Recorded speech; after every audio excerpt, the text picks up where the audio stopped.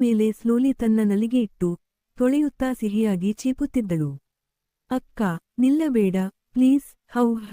ಇಂಥ ಫೀಲಿಂಗ್ ನಾನು ಇಲ್ಲಿಗೆಂದೂ ಅನುಭವಿಸಿಲ್ಲ ಅಂತ ಸ್ಮಿತಾ ಕೂಗುತ್ತಿದ್ದಳು.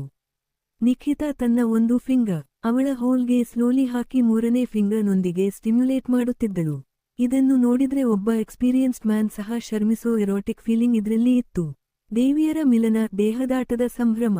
ಎರಡು ಹೆಣ್ಮಕ್ಕಳ ದೇಹ ಬೆರೆತು ತೋಪಿನ ದಿಡ್ಡಿ ಹೊಡೆದಂತೆ ಓಡುತ್ತಿದ್ದ ತೊಳೆಯು, ತೀವ್ರ ಉಸಿರಾಟ, ಕುಣಿಯುವ ತುಟಿಗಳು ಲೈಬ್ರರಿಯ ಕ್ಯೂಬಿಕಲ್ ಎರೋಟಿಕ್ ಥಿಯೇಟರ್ ಆಗಿ ಬಿಟ್ಟಿತ್ತು.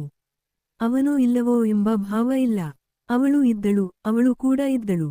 ನಿಖಿತಾಳಲ್ಲಿ ಹುಟ್ಟಿದ ಬೈಸೆಕ್ಸ್ಯುಯಲ್ ಆಸೆ ಇನ್ನು ಮುಂದೆ ಸೆಕ್ಸ್ ಲೈಫ್ಗೆ ಹೊಸ ಚಾಪ್ಟರ್ ತೆರೆಯಲಿದ್ದಿತು. ನಿಖಿತಾಳ ಜೀವನ ಒಂದು ಎರೋಟಿಕ್ ಕೃತ್ಯವಾಗಿ ತಿರುಗಿದ್ದರೂ ಅವಳ ಮನಸ್ಸಿಗೆ ಶಾಂತಿ ಸಿಗುತ್ತಿಲ್ಲ. ಅರ್ಜುನ್ಗೆ ಅವಳು ಈಗ ದೂರವಾಗಿದೆ. ಪ್ರಕಾಶ್ ದಿನದಿಂದ ದಿನಕ್ಕೆ ಪೊಸೆಸಿವ್ ಆಗ್ತಿದ್ದ. ಸ್ಮಿತಾ ಮಾತ್ರ ಇನ್ನೋಸೆಂಟ್ ಆಗಿದ್ದರೂ ನಿಖಿತಾಳೊಂದಿಗೆ ಆಕೆಯ ಬಾಂಡ್ ಎಮೋಷನಲ್ ಆಗಿ ಬದಲಾಗುತ್ತಿದ್ದ. ಒಂದು ರಾತ್ರಿ ಪ್ರಕಾಶ್ ಬರೆದಿದ್ದ ಸ್ಟಾಫ್ ಔಟಿಂಗ್ ನೆಪದಲ್ಲಿ ನಿಖಿತಾಳನ್ನು ಕರೆದುಕೊಂಡು ಹೋಗುತ್ತಾನೆ. ಒಂದು ರಿಸಾರ್ಟ್ನ ಸುಂಡೆಕ್ನಲ್ಲಿ ಇಬ್ಬರೂ ವೈನ್ ಕುಡಿದ ನಂತರ ಪ್ರಕಾಶ್ ತನ್ನ ಅನ್ಕಂಟ್ರೋಲ್ಡ್ ಡಿಸೈರ್ ತೋರಿಸುತ್ತಾನೆ.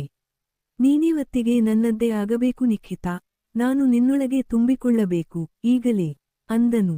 ಅವನ ಐಸ್ ಕಾಡಾಗಿ ಹೊಳೆಯುತ್ತಿತ್ತು.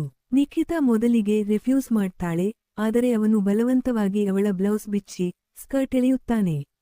ಒಂದು ಪ್ಯಾಷನೇಟ್ ಫಾರ್ಸ್ಫುಲ್ ಸೆಕ್ಸ್ ಆಗುತ್ತದೆ. ಇದರಲ್ಲೂ ನಿಖಿತಾಳ ಪ್ಲೆಷರ್ ಇತ್ತು, ಆದರೆ ಗಿಲ್ಟ್ ಹೆಚ್ಚು ಇತ್ತು. ಟ್ವಿಸ್ಟ್, ಅರ್ಜುನ್ ಮರಳಿ ಬಂದುಕೊಳ್ಳುತ್ತಾನೆ. 2 ದಿನಗಳ ನಂತರ ಅರ್ಜುನ್ ನಿಖಿತಾಳ ರೂಮ್ಗೆ ಬಂದು, ನೀನು ನನ್ನನ್ನು ದೂರವಿಟ್ಟೆ, ಆದ್ರೆ ನನ್ನ ಪ್ರೀತಿ ನಿನ್ನ ಮೇಲೆ ಕಡಿಮೆಯಾಗಿಲ್ಲ. ನಾನಿನ್ನೂ ಇಷ್ಟಪಡುವೆ, ನನಗೆ ಕೊನೆಯಾಗಿ ಒಂದು ರಾತ್ರಿ ಕೊಡು ನಿಖಿತಾ ಅಂದನು.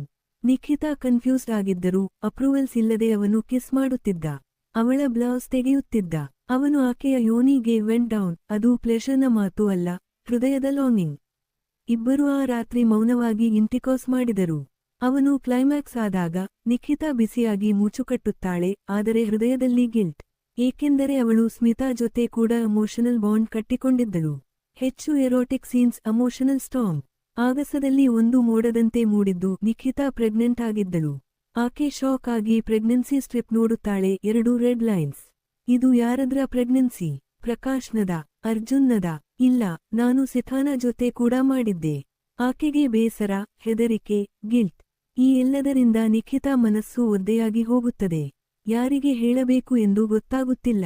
ಆಕೆ ಪ್ರಕಾಶ್ಗೆ ಹೇಳಿದಾಗ ಅವನು ಮುಖ ಕಠಿಣವಾಗಿ ತಿರುಗಿ, ನಿನ್ನೊಳಗೆ ಬೇರೆ ಹುಡುಗನ ಸ್ಪ್ಯಾಮ್ ಇದ್ದರೂ ನನಗೆ ಹೇಳ್ಬೇಕು. ನೀನ್ ಬಾಯಲ್ಲಿದ್ರೆ ಕ್ಲಾಸಿ, ಒಳಗಿದ್ರೆ ಪಬ್ಲಿಕ್ ಟಾಯ್ಲೆಟ್. ಅವನ ಮಾತು ನಿಖಿತಾಳ